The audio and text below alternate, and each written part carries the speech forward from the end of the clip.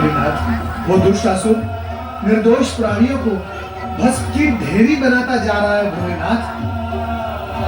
मेरी समझ में नहीं आता भोलेनाथ, आप क्यों दे देते हैं वरदान ऐसे दुष्ट प्राणियों को जिसके वो योग्य ही नहीं होते।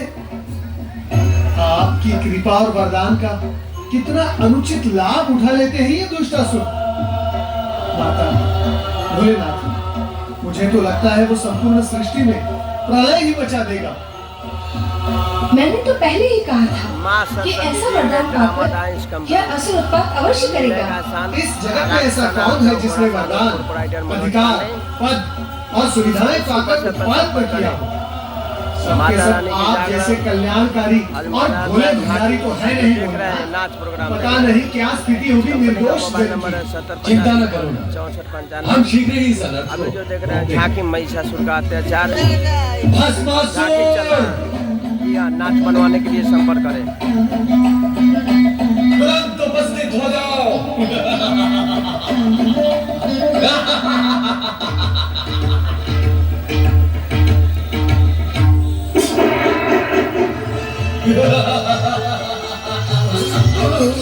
हे शिव शंकर, आपके दिए हुए वरदान का प्रयोग करके अत्यंत सुख की प्राप्ति हो रही है।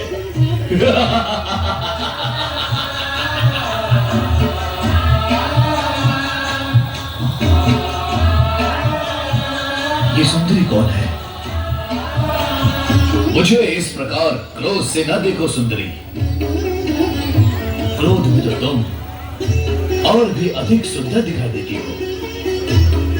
मैं ये सोचता था कि मैं अपने शत्रु को समाप्त करने के पश्चात जब इस त्रिलोक का सम्राट बन जाऊंगा तो मेरी सम्राज्ञी कौन होगी। परंतु तुम्हें देखने के पश्चात प्रश्न और सोच दोनों ही समाप्त हो गए। आओ,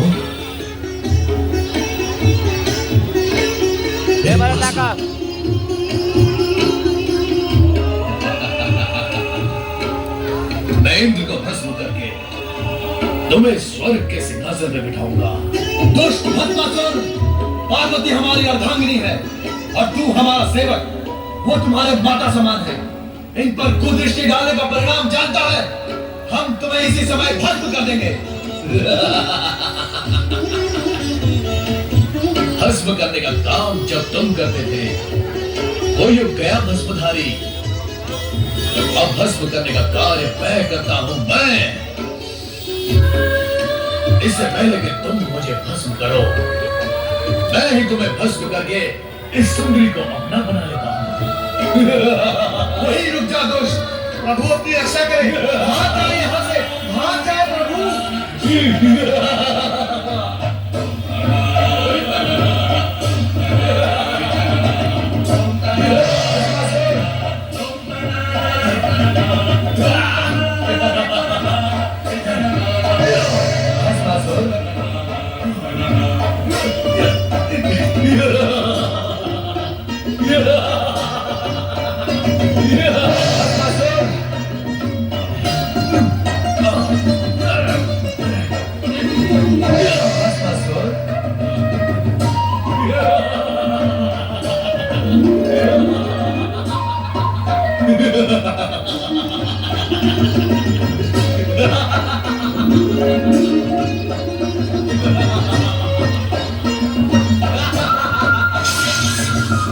नारायण नारायण।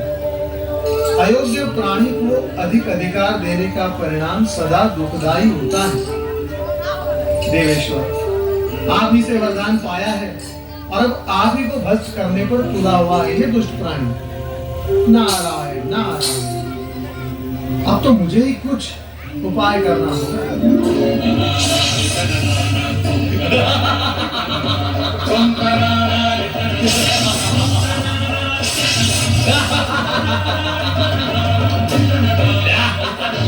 रक्षा करें प्रभु, श्री हरि प्रभु हमारी रक्षा करें।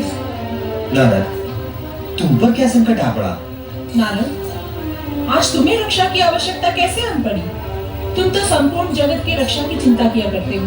माता, चिंता तो आज भी है, किंतु जगत की नहीं, जगत पिता की। अर्थात श्रीहरि, भस्मासुर को वरदान देकर भगवान भोलेनाथ स्वयं संकट में पड़ गए हैं। वो दुष्ट भस्मासुर भगवान भोलेनाथ के सिर पर हाथ रखकर उन्हें भस्म करना चाहता है। पर नारद, ये भी तो शिवलीला ही है। शिवलीला? श्रीहरि, ये कैसी शिवलीला है जिससे प्राण संकट में पड़ जाए? नारद, शिव ऐसी ही लीला करते हैं कि जगत के सारे प्राणी इस सत्य को जान और मान लें कि अयोग्य प्राणी को अधिक अधिकार और वरदान देने से जगत को दुष्परिणाम भोगने पड़ते हैं। किंतु इस समय तो आप उन्हें दुष्परिणाम भोगने से बचाएं। स्वामी, आपने सदा ही शिव पार्वती को संकटों और बाधाओं से उबारा है। आप शीघ्र ही उनकी सहायता करें। वो तो करनी ही होगी।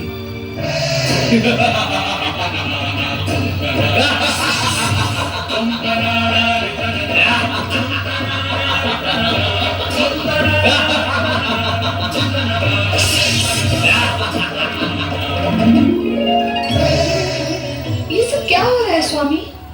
कहाँ कहाँ क्या हो रहा है देवी?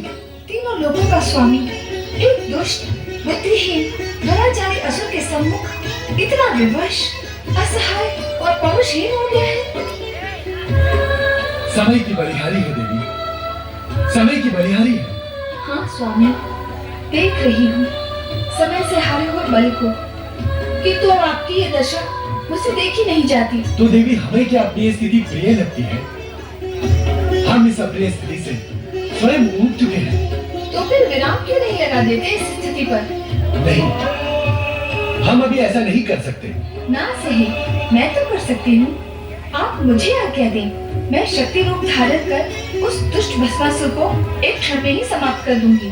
तुम यदि ऐसा कर दोगी तो हमारे वरदान का क्या होगा जो हमने भस्मासुर को दिया है कि उसे कोई भी नहीं मार सकेगा?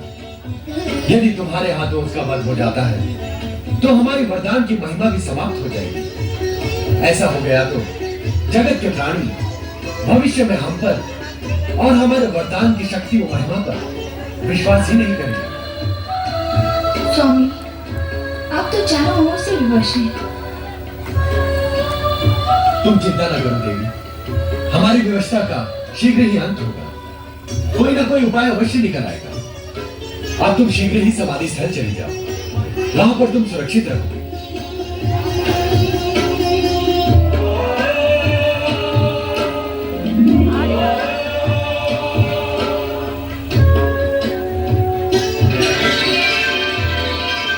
क्या है शिव शंकर, क्या है महादेव?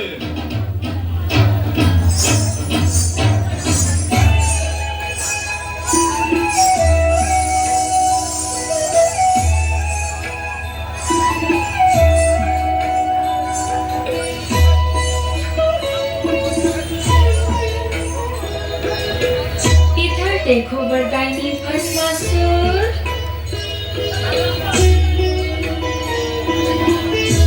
ध्यान से देखो।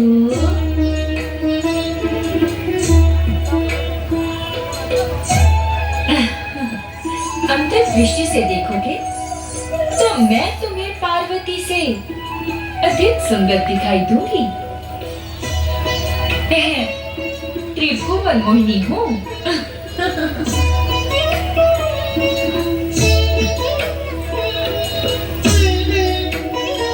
रूप और सुंदरता में मेरी बराबरी करने वाली अन्य कोई सुंदरी इस जगत में नहीं है।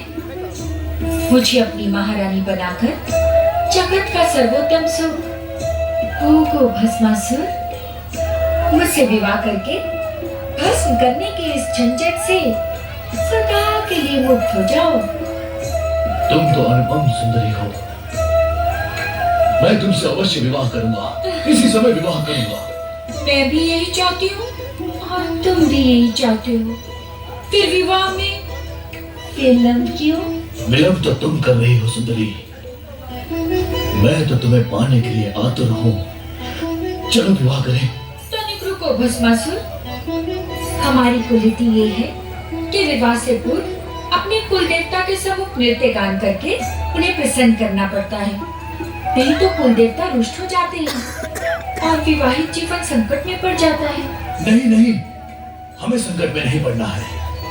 हम असुर तो दूसरों को संकट में डालते हैं। बताओ, कौन है तुम्हारे कुल देवता और नृत्य कहाँ करना है सुंदरी? आओ।